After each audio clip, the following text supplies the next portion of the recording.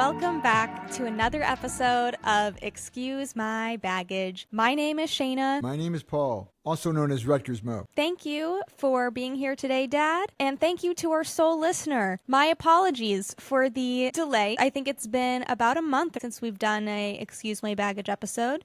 But we're back and better than ever. Baggage gets lost sometimes at an airport. We've been on sabbatical or hiatus or whatever the heck it is, just laziness. I think, yeah, if anything, a little bit life. of life. But you know what? Sometimes you need to take a brief intermission. The baggage has been reclaimed. Let it go now. Okay, we're letting Let it go. flow. Exactly. I'm excited to chat with you a little bit more today. Something that's been on my mind recently is, as you know, I get very philosophical, right? And I like to take little small moments and then dissect it and then be like, wow, this small moment is the reason my entire life exists. As you know, I'm just very sentimental. That's the way my brain operates. Recently, I've actually been listening to some other podcasts where the butterfly effect is brought up. Do you know what the butterfly effect is? I know what it is. Okay, well, for those of you who might not know what it is, butterfly effect is basically a little term that was coined. I believe specifically it's within the idea of chaos theory. But if you want to explain it like you're explaining it to a 5-year-old, it's basically the idea that small things aren't always that small. For example, a sentence you might have said to someone in passing, or the time you hesitated texting someone back and then decided not to. Those are all small little moments that could ultimately change the route of your life. Everything has consequences.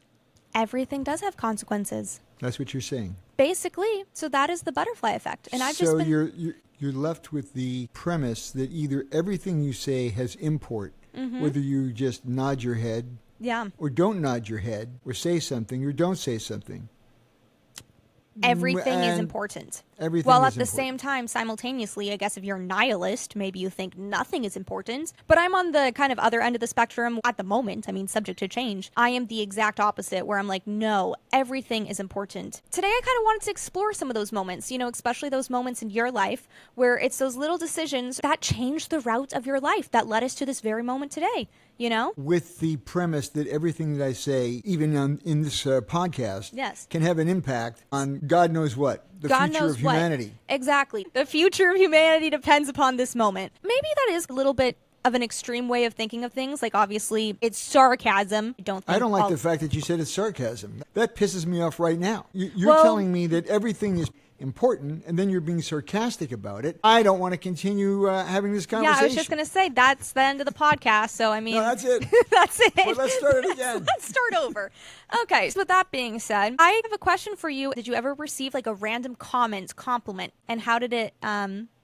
did it stick with you? One time we were in Las Vegas, and we went out to meet a friend of mine. As we were walking around, there was a group of younger parents there. And suddenly, Connie and I walked by. They really lit up. And then somebody said, hey, that's... And they believed that I was Henry Winkler. So I just basically said, just go with it? You're like, yes, let me sign some autographs. Like, here I am. No. One of the parents were talking to Connie, and they were saying, that's really him, isn't it? You can admit it to us. Why doesn't he just admit that he's Henry Winkler?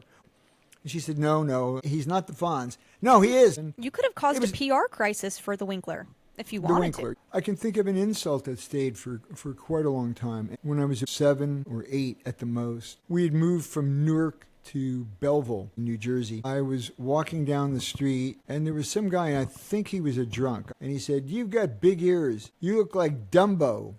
And I thought, Dumbo. Yeah, and that kind of stayed with me. So I've always had this thing to try to cover my ears. No, these things. Yeah, see? Yeah, well. Yeah, you don't even have to worry about it now, so. No, now I don't have to worry. But it's one of the reasons I wear my hair longer, to cover my ears. This guy was just being rude, but on the other hand, I guess my ears were big, and so be it. Well, sometimes it's those comments that stick with you, the good, the not so good. And the ugly. And the ugly. Big I mean, ears. something that I'm trying to implement more in my life is paying people compliments and not keeping them to myself. Do you know how many times do you see someone walking down the street and think like, oh, cool hairstyle, or that's a cool shirt, but you don't say it to them? It doesn't cost anything to give someone a compliment. And that might be a little comment that, sticks with them for years to come. Specifically, the other day, I was walking in my apartment complex and this woman passed me and she was wearing really good smelling perfume. And she started wandering off away from me, and I was just trying to muster up the courage for whatever reason just to say like, hey, your perfume smells good, but she was so far gone. In that moment, I was trying to be like, pay her a compliment. Like, just, you don't even have to have a full conversation. This doesn't have to turn into this whole ordeal, but just quick little comment. And that takes me back to a time where I had a traumatic perfume experience that changed the course of my life. So I'm going to take you back. I was 7, mind you, maybe 8, and I was at after school daycare program. There was probably about 40 or so kids that would attend, and I happened to be one of them. One day, there was this girl. We're going to call her Angelica. And Angelica was probably also around 7, 8, but she decided one day that someone was stinking up the entire daycare. So she proceeds to vocalize that and tell all the other little girls and boys, someone here stinks and I don't like it. So I'm going to get to the bottom of it and find out who smells bad. So of course, little 7-year-old me is like, I don't know what's going on. And she proceeds to line up all of the girls in like military lineage and proceeds to go down the line one by one, sniffing our arms, being all like, I need to find out who smells bad. Mind you, I don't know where the chaperones were, but there was a bunch of us kids just getting sniffed. And so I'm standing in line. I'm probably like in 10th place. And I'm just like shaking because I'm like, what if it's me? What if I smell disgusting? I'm stinking up the entire daycare. And she gets to me. I'm sweating buckets at this point. And she goes, it's not you, but you don't smell good. You smell like a combination of beans and soap. And that comment stuck with me. And now I will not leave the house without perfume. I love anything scented. My car has a freaking perfume. I like things smelling good. Are you still in touch with this person? No, I have no clue. No, I can't even put a face to her. She sounds like somebody who is working for a foreign government. I don't know what she Maybe. is. I mean, she got us all in military line at the age of 7. Maybe she joined the military. She got some skills. Yeah. Yeah, you Angelica. should reach out and find out what she smells like now. Yeah, I should. I mean, imagine if that becomes my lifelong purpose, is just finding this Angelica. What and if what if every 20 years she gets together the same people and smells them? It could be a movie. It could be the reunion. Angelic smells. Angelic smells. I like that. Yeah. Well, okay. Well, you may not like it when you smell it or see it or hear it. I mean, I don't know. No, but that definitely, it had an impact on my life. And, I never heard that before. No. I've never even came up. No, it never did. But, it happened. I'm not making the story up. It did indeed happen. And that is literally why I am so sensitive to any comment anyone makes in regards to me or anything I own that has a fragrance. I get so on guard. So, yeah. But that stood out to me. So I think that just all goes to say, anyone who's listening, soul listener, I challenge you for the next week, anytime something subjectively nice crosses your mind about someone else, say it to them. With the caveat that if you're walking down the street and you're seeing... stranger danger, I don't know. Exactly. So, I mean, there's all kinds of stuff. Suddenly, there's some lunatic and you're saying, you smell good. You smell like you soap smell and beans. really good. And this sets him off or her. I mean, give me a break. Yeah. We don't need that. No, I know. No. You know what I mean. I have good intentions, but be careful. I do not want anyone dying because someone happens to give someone a compliment. But you're talking about it now, and it has consequences. There used to be a song in the 60s called Eric Burton and the Animals. Yeah. I'm just a soul whose intentions are good. Lord, please don't let me be misunderstood. Suddenly, there's somebody walking down the street. There's a gang of 7 or 8, 9. You guys really look cool in those jackets. What do you mean by that? They're part of like the 18th Street gang. No, you don't. You don't want to do that. So with that being said, when you are reflecting on the past, if you had taken a different job offer in your early career, what do you think your life would look like now? The same. Yeah. Yeah. There was a lot of jobs that I took that were meaningless at the time. But there was one job that was kind of intriguing in terms of the butterfly effect. So your grandfather and grandmother and I were living in Huntington Beach in an apartment, and I was splitting time between that and a sort of a commune in Long Beach where I was playing music and getting together with friends. It was fun. But anyway, your grandfather said, you got to get a job. And he kept pushing me. And he had a How right old were you to. at this time? I think I was 45. But no, I was about 20.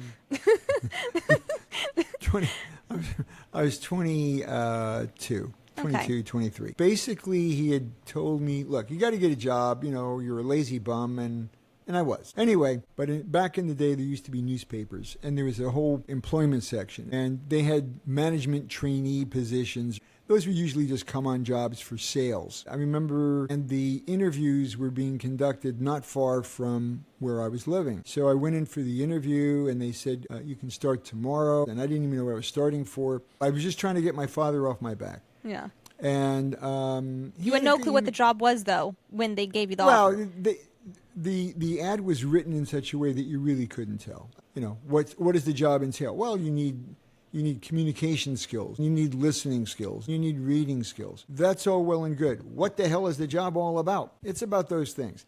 They didn't tell you what it was. It was selling encyclopedias. My training consisted of knocking on the door, and then you have to present yourself, hello, how are you? And then basically you had essentially one or two questions. The major question was, are you over 18 and under 35? That was the target demographic. So the next day they dropped us off in Fullerton at a residential complex, knocking on doors. And then I finally knocked on this one door, and there was this girl there. She was very pretty. She was blonde and blue-eyed and 5'8". I thought, wow, you know, that's kind of nice. And I said, hi, are you over 18 and under 35? She said, no. Do you have to be? I said, no. So I said, can I come in? She said, well, I'm babysitting at the moment. Can I come in? Yeah. Okay. Well, I mean, we already established that you don't have to be, and she seemed interested. Stranger danger.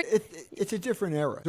This was the same year as Woodstock. Okay. 1969. One thing led to another, and I got her phone number, and 10 months into our relationship, we got married. And this is all because you tried to sell someone an encyclopedia. No, I just asked them if they were over 18 and under 35. It's actually a fairly good line anyway. It doesn't matter if you're selling anything. You could just say, are you over 18 or under 35? Or you could just hit them with the, you smell like soap and beans, and then go from there. What an interesting story of how you met your first wife. It's the butterfly effect.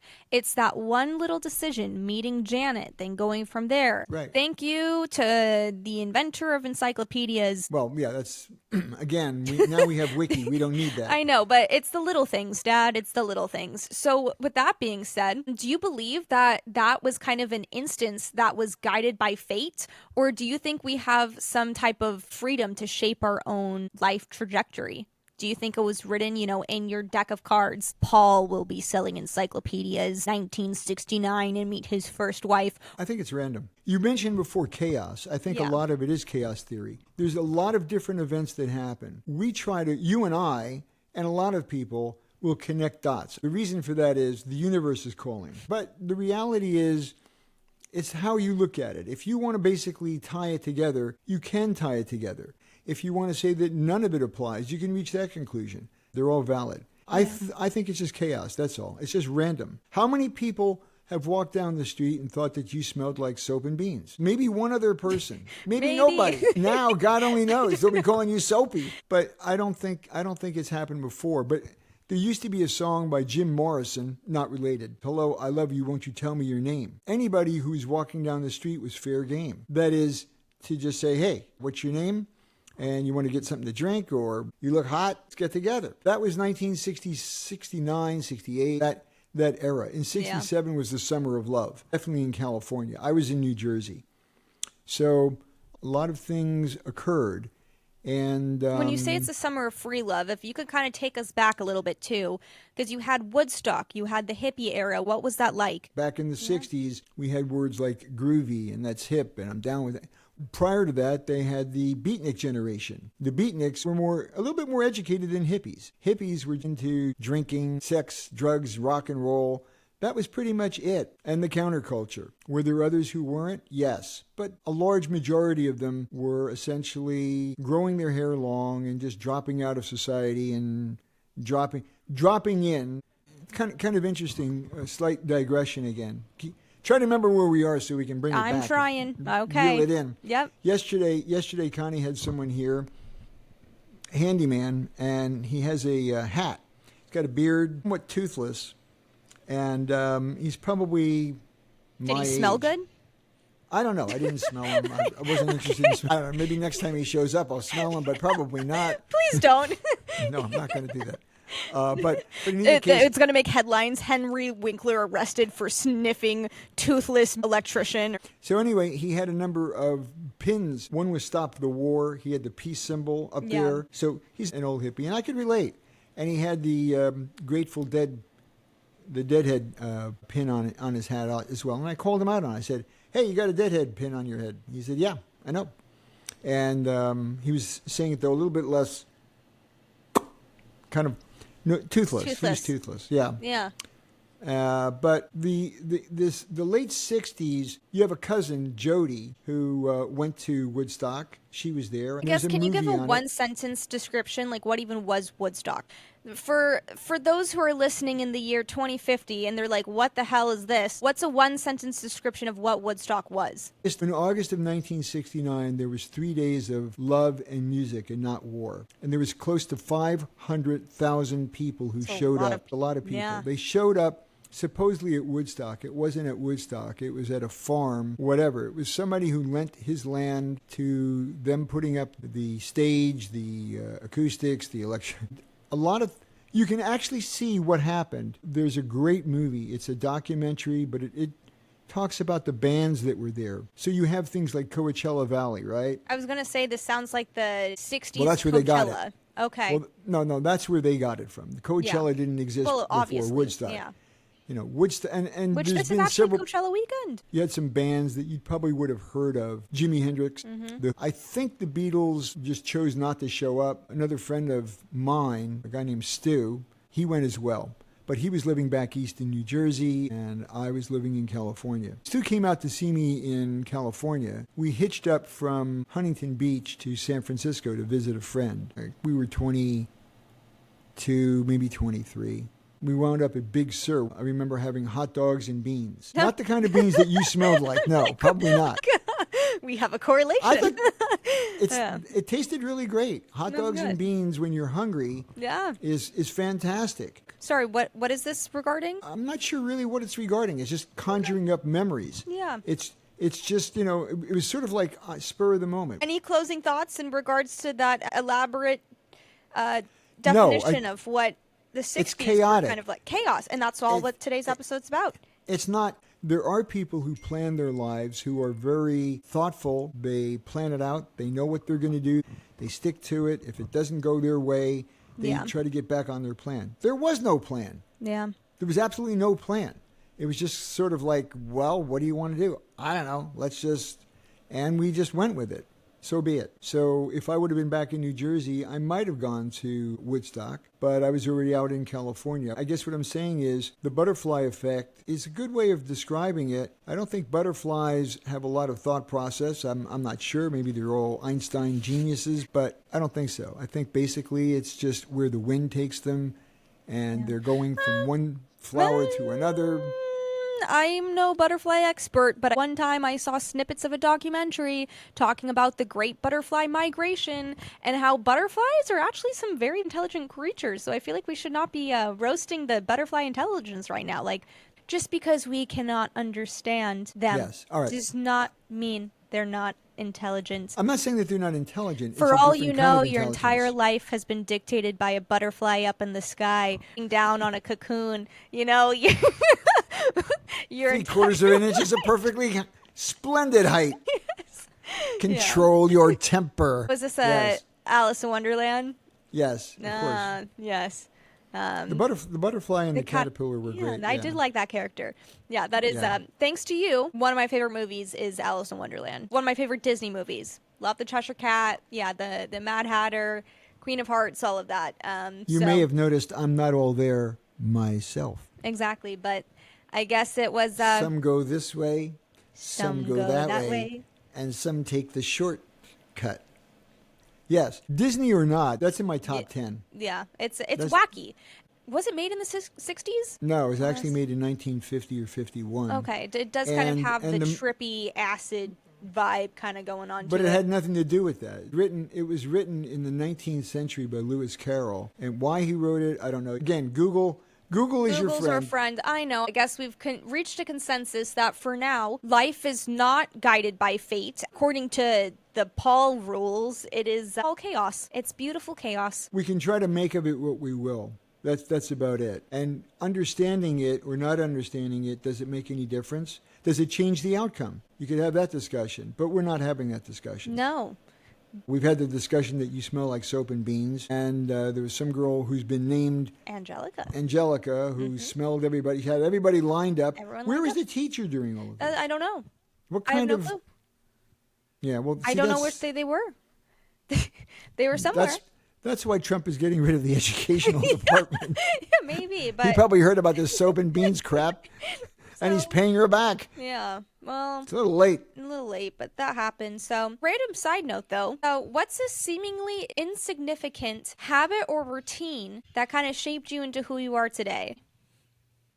I'm not sure that there is a specific habit. Nothing is popping up. If I was filling up a blue book, I'd start off with a better question. What I've learned from podcasting with you is, if you don't like a question, you'll just come up with your own question and then answer that instead. And mad respect, my questions can't be perfect all the time, no. But you ask great questions. I may not always have a good answer, and that's just what it is. I don't know. I'm not sure what you're looking for. I'm not looking for anything. Well, that's what you say. But, everything has meaning. Everything has meaning, but at the same time, nothing does. So, well, which is it? Both. They could occur simultaneously. All right. Yeah. So if they do, doesn't one offset the other? No. It might. It might, but I don't.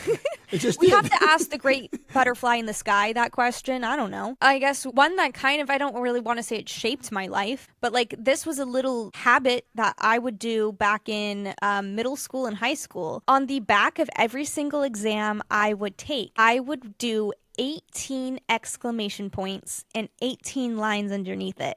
And it was my little good luck ritual that I would do. I'll say there were some times I didn't study for a test, did my little 18 exclamation points, and I would seemingly get 100 on a test that I had no clue what the hell was going on for. So was it the 18? Was it a little good luck charm? I don't know, but it was a ritual that I did. And for those of you who don't know, 18 kind of became my lucky number very early on in life.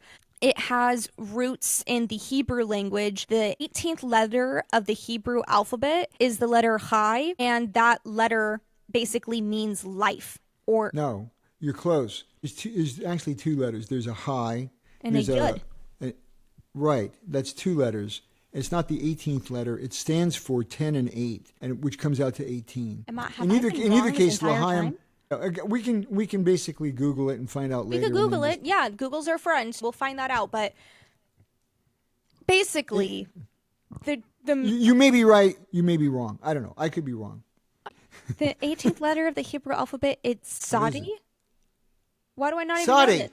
Smooth operator. I remember that. No, I know. But what? Wait, I'm sorry. Why am I so confused right now? I've just been you selectively remembered what you wanted to remember. The 18 is you're simply making it, it must be the 18th letter of the Hebrew alphabet. It's not. We've learned that Jews, non-Jews, people just like to put shit together and then say, this makes sense. 10 plus 8, whatever it is. 18, life. There you go. We're all just out here really just putting things together and connecting some dots. But 18 has been my lucky number because there is some correlation between high life and just living. So for me, I think seeing 18 was always just a little reminder anytime I would see it of like, you're alive. So you're learning something now, and we're having one of those conversations that, L'chaim.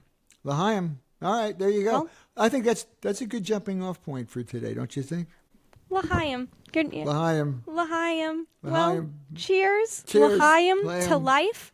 Absolutely. And I love you a lot, Dad. Thank you for selling an encyclopedia and somehow that leading to you meeting Mom and ultimately having me and us doing this podcast. So cheers. L'chaim to that. I love you. And say goodnight, Gracie. Good night, Gracie. I will talk to you soon so that we can unpack some more baggage. Love you. Love you too.